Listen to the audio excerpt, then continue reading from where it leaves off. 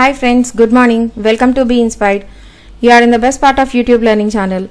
Friends, I think you all know that today is a Saturday. So I came up with my retirement portfolio financial analysis video.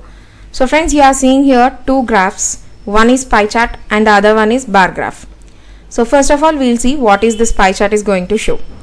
And the title of this pie chart is Amount Invested Breakdown by Mobile App.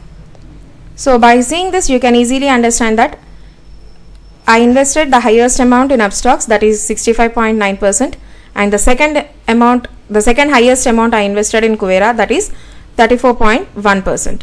So that's what this pie chart is going to explain for you now. And now we'll move on to the next one, that is this bar graph.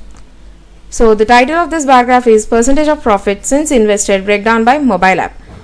So when you observe this, these two graphs are explaining about mobile app only. This one is saying about amount invested and this one is saying about percentage of profit.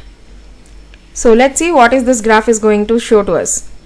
And by seeing this, we can easily understand that the highest profit I earned in Upstox, that is 48.58%, and the second highest profit I earned in Kuvera, that is 34.54%.